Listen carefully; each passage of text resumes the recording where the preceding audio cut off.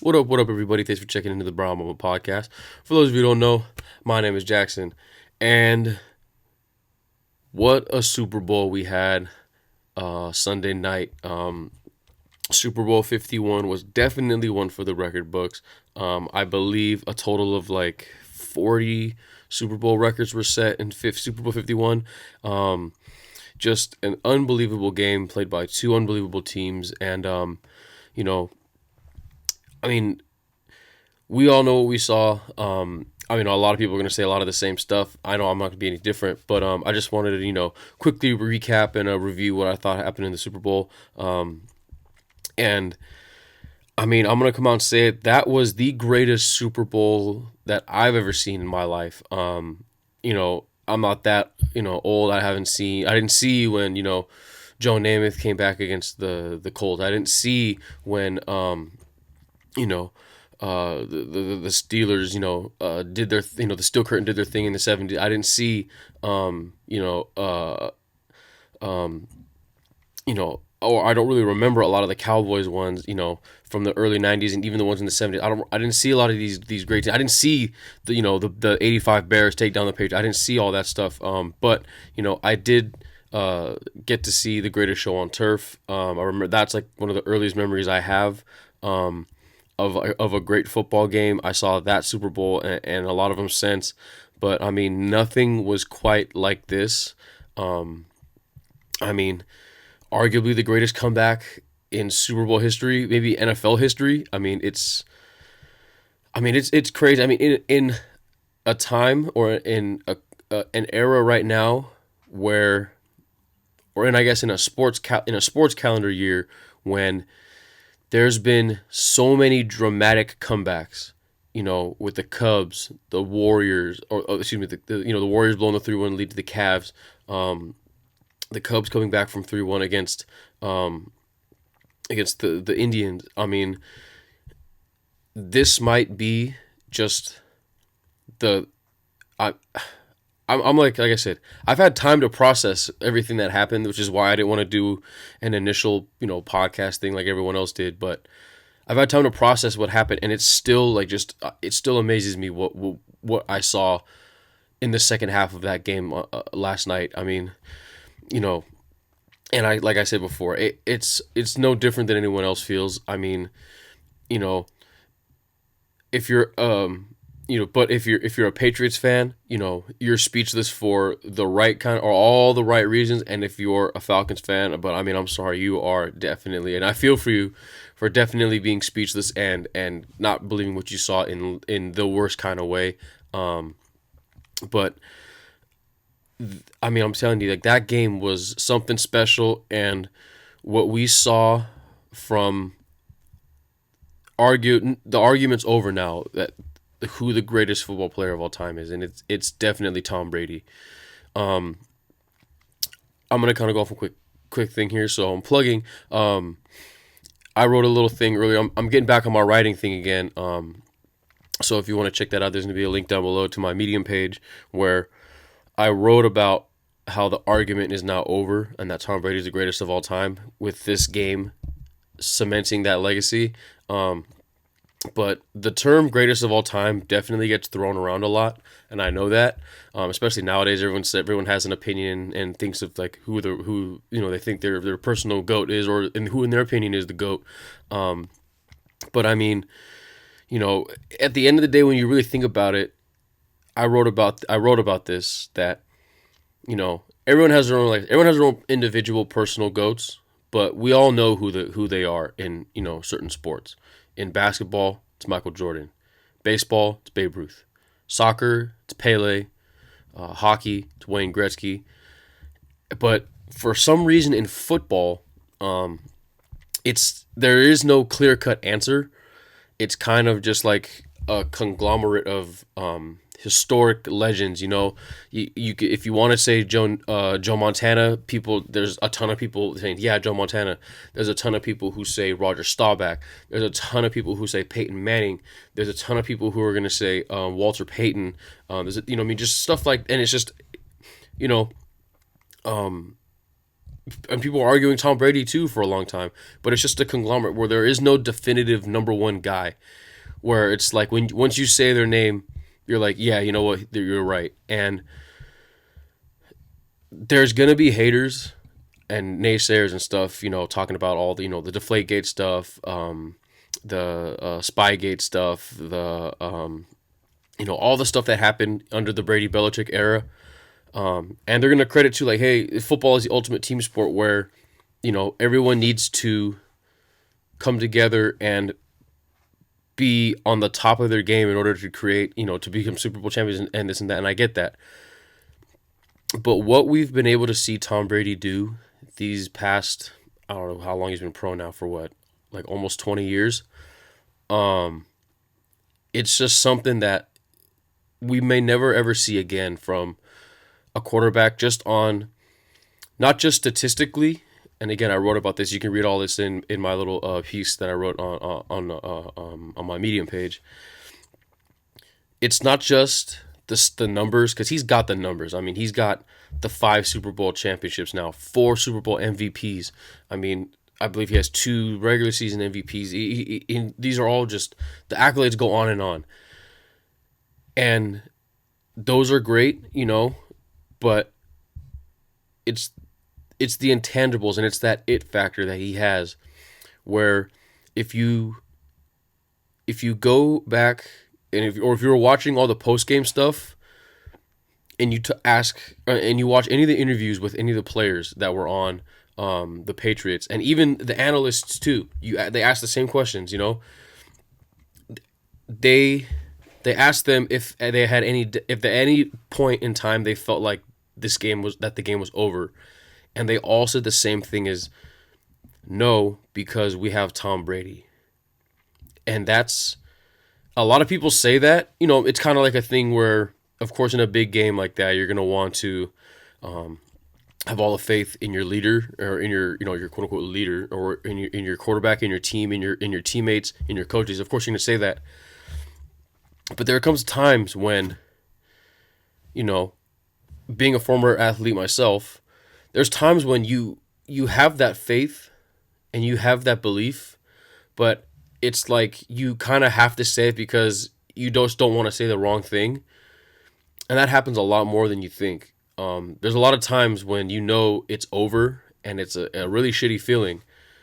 But anytime Tom Brady is on that field and there's time left on the clock, you've got a chance. And I even tweeted it when it happened. It's after the Falcons, punted the ball away on that after that bad drive, which I'll get to later. I even said it. It's like, who else would you want in that situation? It's about just under 4 minutes left. You're down by 1 possession, and you got 91 yards to go. Who else would you want quarterbacking your team or leading your team on that drive? Who else? Be honest. If you say anyone else, you're just trying to be a contrarian, or you're trying to be a hater, or you're trying to be whatever. You know what I mean?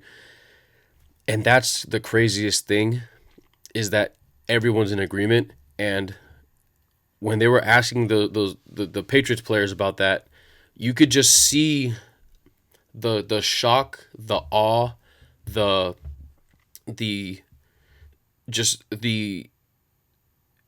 utter disbelief, yet still, like, it was, they couldn't believe what they saw, but at the same time they could believe it because it's Tom Brady. And that paradox that is only created by very, very few special players, and just to see legends, like NFL legends, like Randy Moss, like LT, Deion Sanders, Willie McGinnis, all these other guys, Steve Young said it best. He said he was on the ESPN post-game coverage. He just couldn't believe what he saw, and he just said he felt that he was a witness. Like he saw something that may never be seen again. And it's like I said, they witnessed something that, LeBron throws out, oh, witness, we are all witnesses. And it's similar to that, but just, when you see something special, you know it, and everyone saw, or everyone knows that they saw something special in that second half in that Super Bowl. And like I said, Tom Brady just cemented his legacy from one of the greatest of all time to the greatest of all time. Not just in my opinion, but in the opinions of a lot, a lot of people, and a lot of very credible people who have seen a lot of players come and go in this league, but none of them have seen like what we saw Tom Brady do, not just in last night's game, but over the span of his career. And the crazy thing is, he's not done yet. He's 39 years old, going to turn 40 this year, and he has shown no signs of slowing down. So that was just my, quick, salute to the greatest of all time right there, Tom Brady. If you know me, you know how big of a Tom Brady fanboy I am, and deservedly so. He earns everything that he gets. Like I said, he's been doing this for a long, long, long time, and last night's game was his masterpiece. I mean, it was literally his masterpiece, and and I even said in my piece too, that again you can check out on my Medium page. Every great performance, you need some help, and he definitely got a lot of help from his defense, who, to their defense, no pun intended, looked really, really bad in the first half. I mean, they just could not stop the Falcons. And that's also a credit to how well the Falcons played. I mean, they just couldn't miss. I mean, Matty Ice was getting hot. Julio Jones just, I mean, I don't know, man, what to say. That guy is unhuman. Or inhuman, whatever you want to say. That's how I don't even. He's just out of this world. Those catches he made in that game, he only had 4, which again I'm gonna get to later. Was a big issue, but those were 4 of some of the most clutch, crazy, and ridiculous catches that you could have ever seen. And just to do it in the grandest stage like that, I mean, I hope he can get to more Super Bowls or be able to do more like that in the future. And that was all with turf toe. Like, turf toe really, really freaking hurts. Like, for those of you who've never had turf toe, I had like a mild case of turf toe, and it hurt really bad. And all my friends who have had turf toe and people I know who have turf toe say it hurts really bad. So for him to be able to do that, just unreal. And but yeah, like I said, the Patriots defense really stepped it up in the second half. And I mean, I called it. I mean, it was just classic Patriots. If you know the Patriots, if you're following the Patriots fan, you know that, the first half, usually, even if whether they're winning, whether they're losing, it means nothing essentially, because they are the best at making second half adjustments. They go into the locker room, they know what they address the issues that need to be fixed, and they know how to fix them. You ask any of those guys, again, in those post-game interviews, they were talking about, what was said during halftime that helped you get. They were asking like, what was, who was saying something, and then was there any like crazy speeches or anything like that? And they all said the same thing. They said no, there was no speeches or no rah, no nothing like that. It was just they all came together and they just did the same thing that they've done all, as long as Bill Belichick's been there, and that's they addressed what they were doing wrong, they addressed how to fix it, and they went out and did it. It's that simple. I mean, like I said, a lot easier said than done, but it's that simple. And like I said, it was literally a tale of two halves. Like I said, it still blows my mind how much the script flipped in a matter of however long the Super Bowl, or the halftime show was. I mean, props to Gaga for that one. I mean, I don't know if she purposely knew that she was going to be turned into GIFs and memes and all that stuff, but she definitely did her thing. So props to you, Gaga. Yes, Gaga. So, but yeah, like I said, that halftime break was all the time in the world that the Patriots needed. And it also came in the form of the offense too coming around. I mean, there was a lot of miscommunications, a lot of drop balls, and Tom Brady himself did not look great in the first half. That pick six he threw at the beginning, or towards the end of the first half was just one of the worst throws I've seen him make in a long time. I mean, I can't remember how how far back it's been since they've played that bad. It might be the worst ever. I don't really know, but yeah, they definitely turned it around. They helped bail Tom out a lot, or they didn't help bail him out, but they helped pick their shit up. They ran cleaner routes. Tom made better throws. He threw them open. They got open. And they came through and made some great catches. Danny Amendola came in clutch. Martellus Bennett didn't get a whole lot of catches, but when he needed to make the right plays, he made them.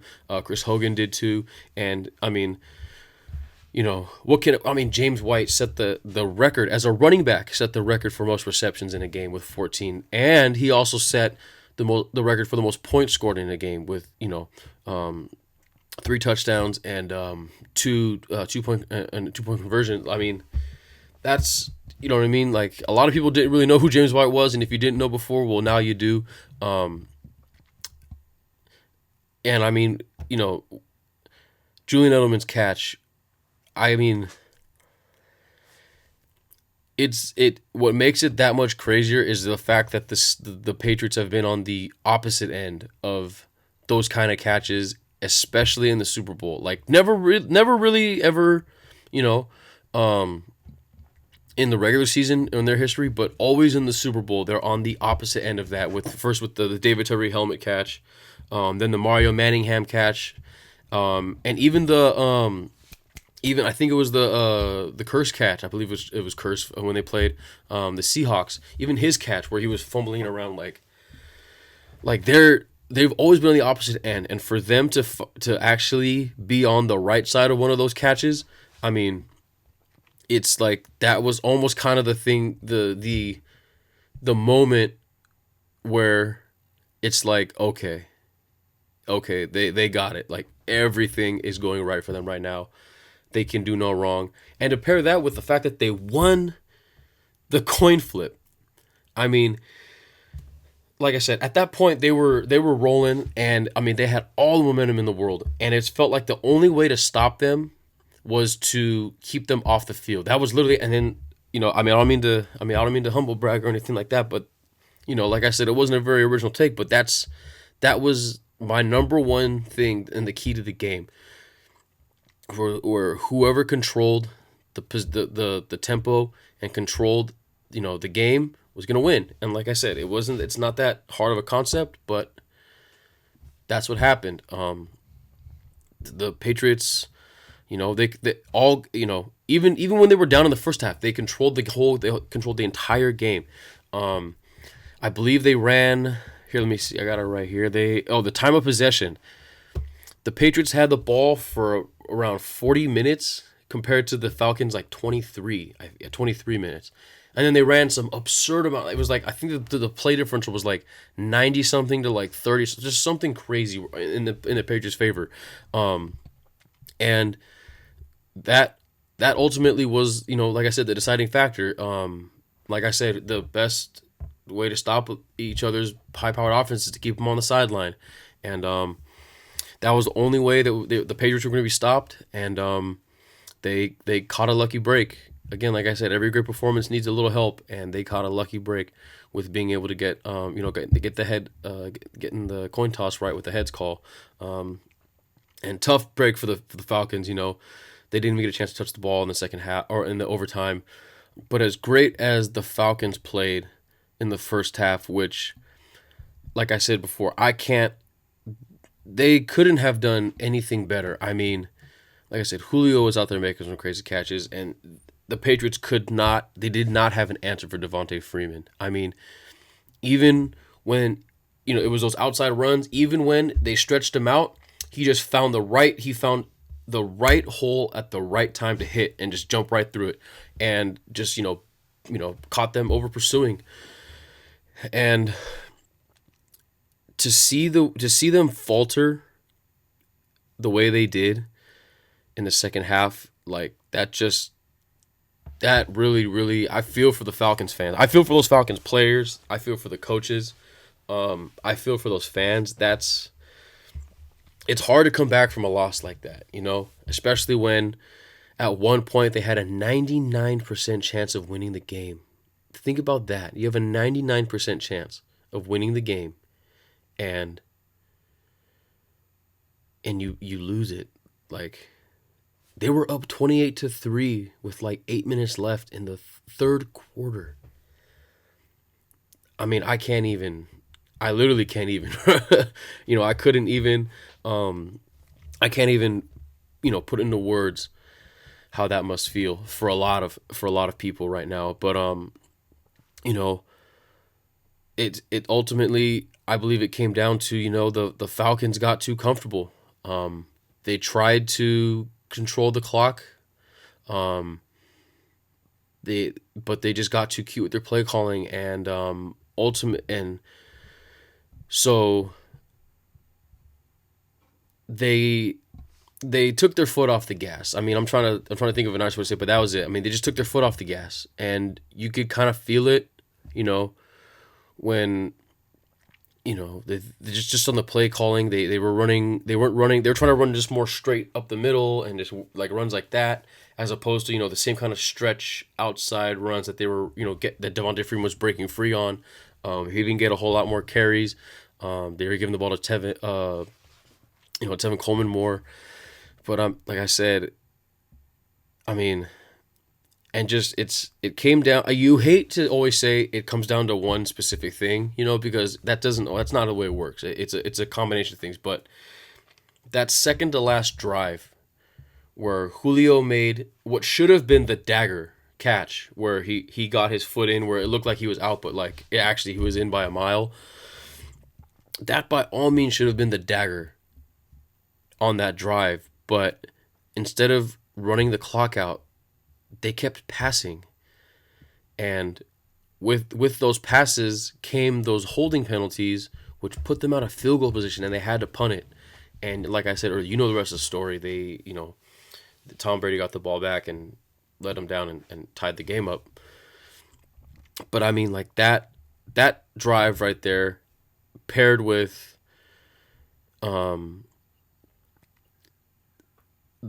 in my opinion, pretty poor clock management, as well as a poor use of their timeouts, that falls in the same category, ultimately is what hurt the Falcons.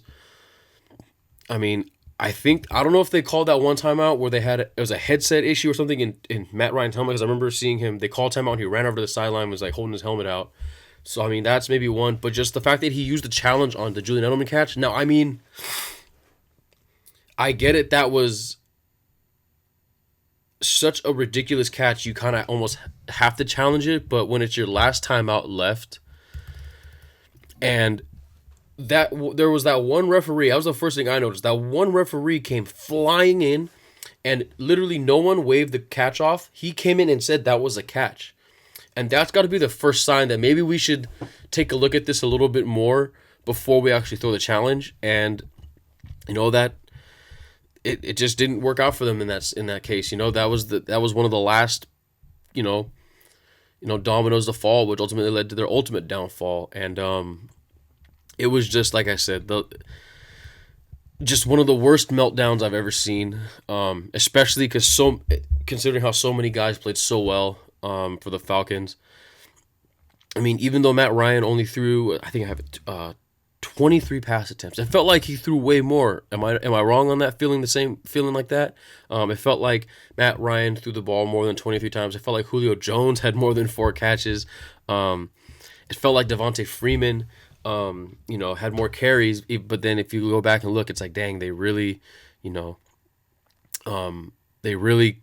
just were stuck on the sideline and had to watch as their defense got gassed. And like I said, kudos to their defense in the first half for just going balls to the wall, out of control, but just, got to Brady, it seemed at will.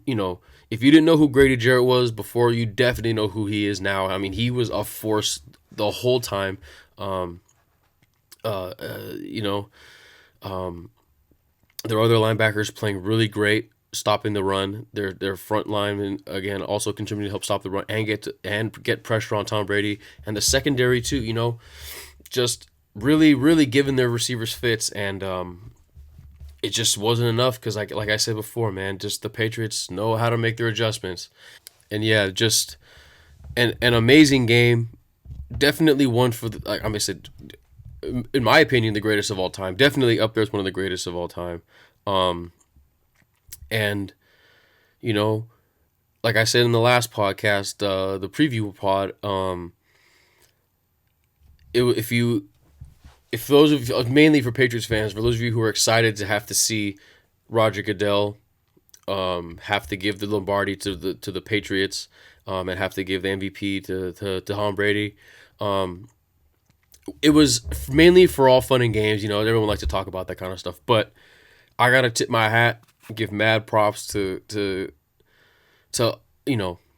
to Kraft, Brady, and Belichick, and to Roger Goodell too. Everyone's been super critical of him, but he went up to Tom Brady and said, "Hey, awesome game.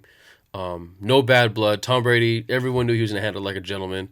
Because and shook his hand, and didn't, wasn't bitter, wasn't, rude or petty or anything like that. Um, and when Goodell gave Robert Kraft the trophy, the Lombardi trophy, he did dip out a little early. We saw you, Roger. We saw you dip out a little early, but Robert Kraft's speech where he said he nailed it. I mean, he nailed that speech so perfectly, where he didn't make it about revenge, or anything like that. Where he said, for those, he's like, 2 years ago when they won the last Super Bowl, he said that was the sweetest moment. He goes, but since then, in these last 2 years, a lot's happened that, changed some things. And he didn't have to say them, but he said, we all know what they were, but those same things helped make this one the sweetest of them all. And like I said, just a real classy way. Say what you want about the Patriots, they're cheaters, they're this, they're that, they're pieces of shit, Belichick, whatever, who also cemented his GOAT status as well. If you listen to him talk in the post game, thing with Chris Berman, which I'll get to later also, that guy is just so prepared, and similar to the the Greg Popovich and even Tom Thibodeau thing, where these guys, these coaches who are known as like hard asses and rough dudes and tough guys and real difficult coaches to deal with, they happen to be great for a reason. And it's that same. It goes to that old adage. Sometimes your greatest strengths are also your biggest weaknesses. Like I said, Bill Belichick, by all means, is not the nicest of guys, the greatest personality. We see it in the post game conferences. We see it in all that stuff. But it's that same drive and determination and focus to the task at hand that gets him 5 Super Bowls trophies as a head coach and 7 overall as a coach in general.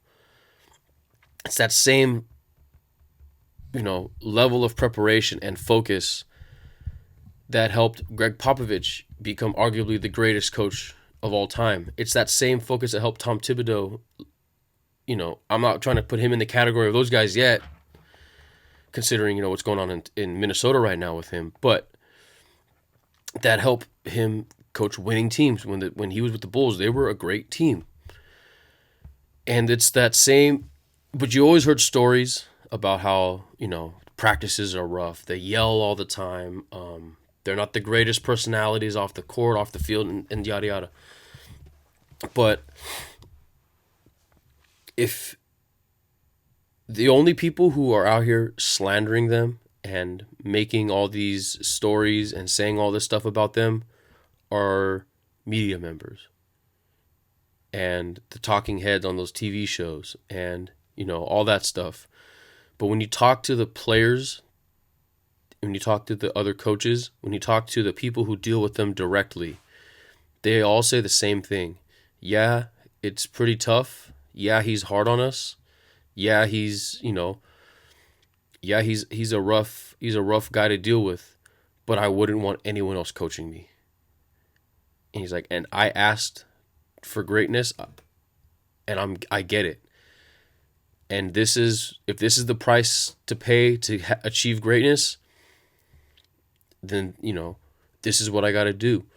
Tom Brady said, he'll never ever ever want to play for any other coach, and he's only played for Bill Belichick. You know,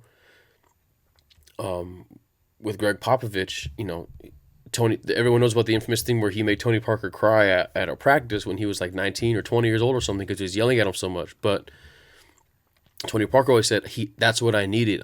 I went in there saying I want to be a champion, and he challenged me to be a champion. You talk to Jimmy Butler with Tom Thibodeau. There were games where Jimmy Butler played all 48 minutes, and people are like, "Oh my, he's running these guys too hard. He's not giving them breaks." But you ask Jimmy Butler, and he said, "Yeah, hey man," he's like, "In my rookie year, I didn't play a lot." He's like, "I didn't play the minutes I thought I deserved, and I asked for more minutes."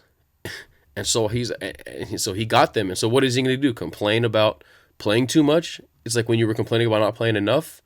And Jimmy Butler got it, and he, he's one of the top 10 players in the league right now because of Tom Thibodeau. And it's time that Bill Belichick, like I said, deserves a lot of the criticism he gets. And I believe that. But it's time we kind of, taking a look at what's been done on the field in his 40-year coaching career.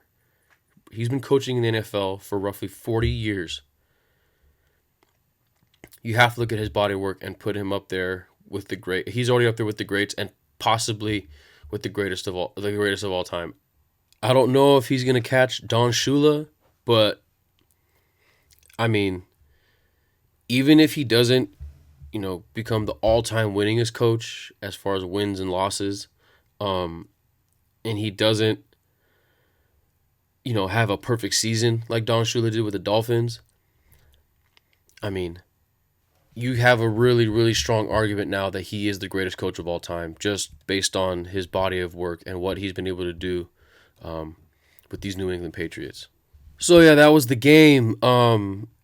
Like I said, what a damn game. I mean, what a way to end, a season that by all means deserved the criticism it got. Everyone was like the ratings were down. The product on the field, was it because the product on the field wasn't that great? Was it because the election? Was it because this? Was it because that? Well, there was a lot of stuff that went on as to why this was a relatively down year for the NFL, but they couldn't have asked for a better way for this season to be remembered by.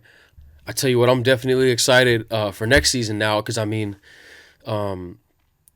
it's a game like this is really, really inspirational for not just fans to stick around and have faith in football, but for other players to say like, man, I want to achieve greatness just like that, and I want to top that Super Bowl in the next Super Bowl, and I want to be there to experience that kind of greatness and stuff. So I'm really excited for that going forward. And speaking of the end, I wanted to do a quick little thing and a quick little quick shout out to Chris Berman on ESPN. I wanted to wait until the end of the season because this is his last season doing the NFL for ESPN. I believe he's still going to be around in a smaller role. He's just not going to be doing prime time, Monday Night Countdown, and all that stuff. But all the stuff I'm about to say. So a lot of this stuff were original takes. But if you really want a great, send off and a great, in-depth conversation or learning thing about Chris Berman and his I believe 38-year career at ESPN, go ahead and go back and listen to the Bill Simmons podcast that he has with Brian Curtis from last Friday. They beat me to it, sons of bitches. But they were able to say what I want to say in a much better way. They're obviously older than I am, and they actually got to see, you know, all the different faces of Chris Berman and what it was like before Chris Berman. Because I grew up watching ESPN when it was Dan Patrick and Stuart Scott, who, in my opinion, is the greatest, sports highlight guy of all time, in my opinion. But that's just because it's a more sentimental thing.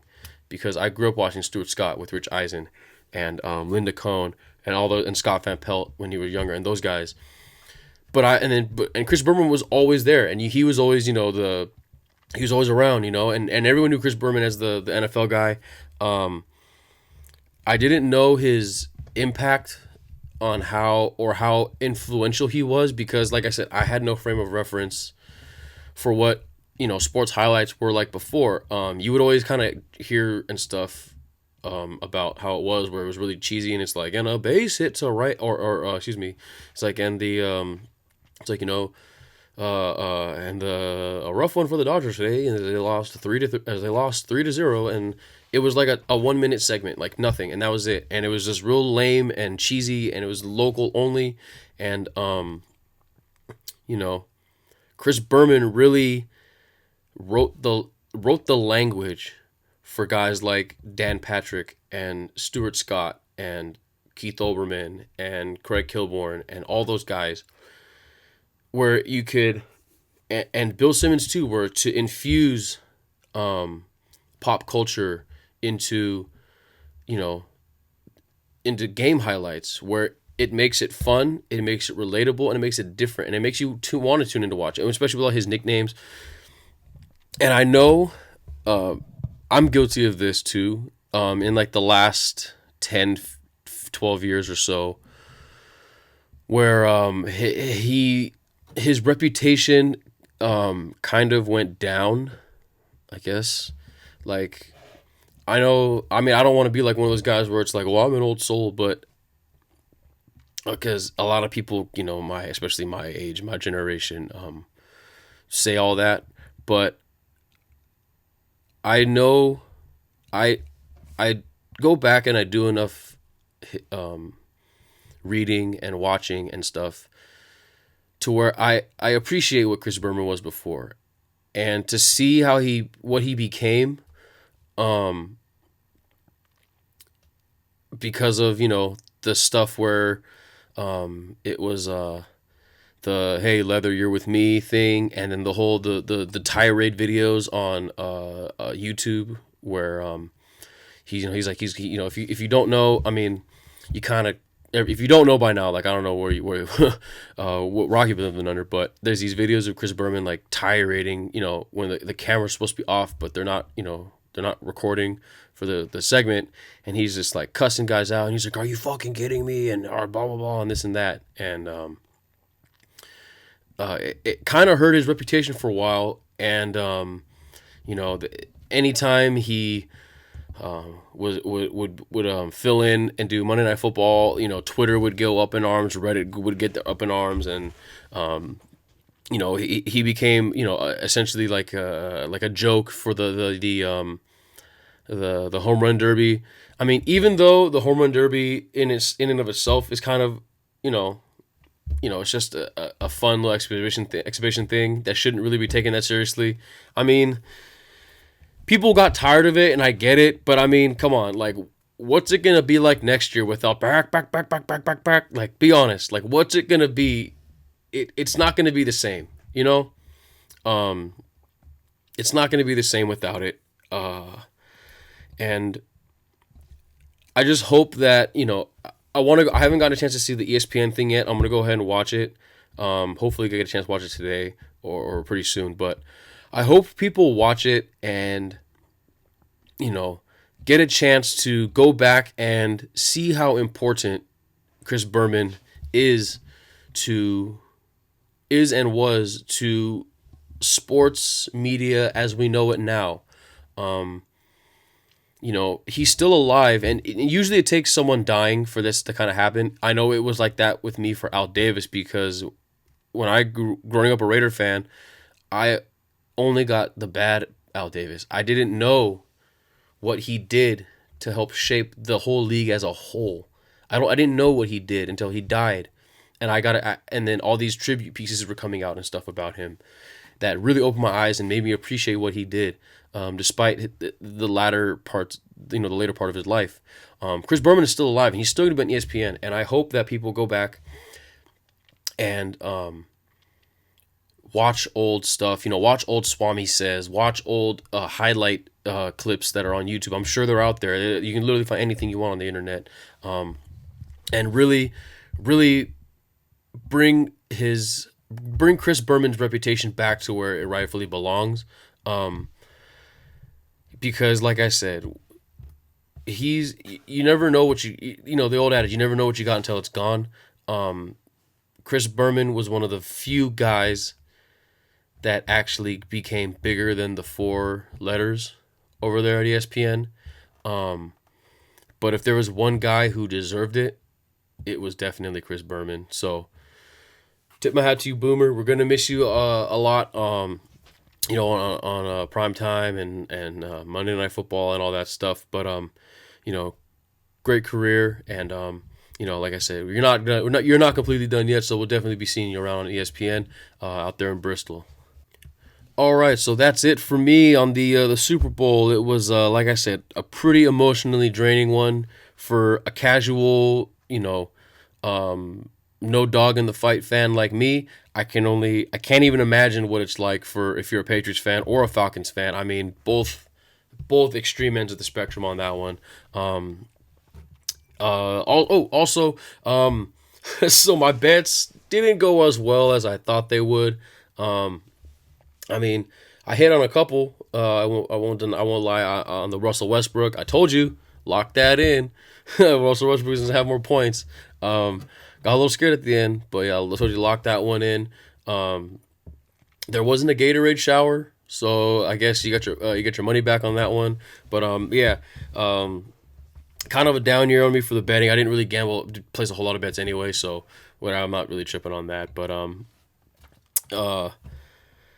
yeah, and then also the NFL awards. I actually did pretty well, I can't lie. I picked most of them correct. The only one I kind of missed, I think, was the clutch performer, which went to Derek Carr, baby. Raiders for life. I know it's a Chuck Woodson jersey, but whatever. That Derek Carr one's coming soon.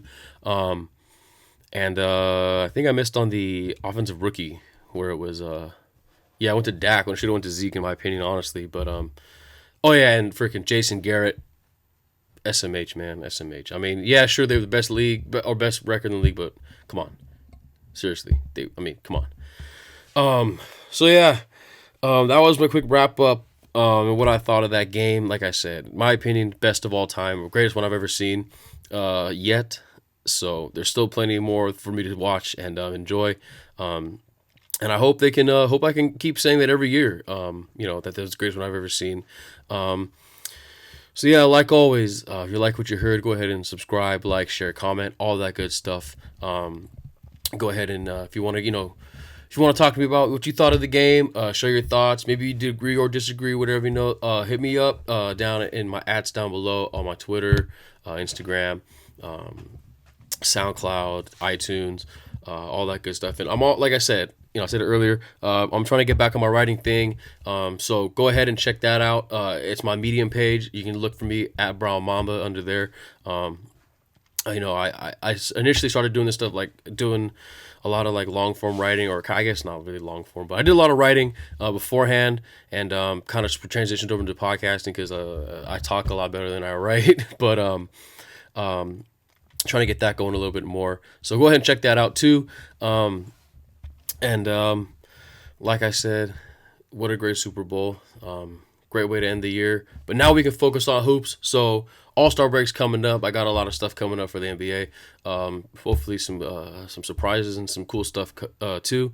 So stay tuned for that. Make sure you find all my stuff on brownmama.us. That's my official website. Thank you very much. And Like always, man. Thank everybody. Thanks for listening. Thanks for watching. Thanks for supporting. More love, more life, more positivity. It's Uncle Bob Marley's birthday today, so go ahead and listen to some real good rebel music right now. We really need it in some pretty dark times. Just if you're feeling a little hopeless from what's all the stuff that's been going on lately, go ahead and listen to some Uncle Bob, and you know, remember that these songs were written roughly 30 years ago now, and his message and his music is just as powerful and as inspirational now as it was when he first wrote those songs so many years ago. So happy birthday, Uncle Bob. You can't see it right here. Got the flag right here for Uncle Bob. Nothing but love, one love for Uncle Bob and everyone else out there. Again, thanks for sharing the love. Subscribe, like, share, comment, all the good stuff. Follow me, and like always, catch you guys on the next one. Peace.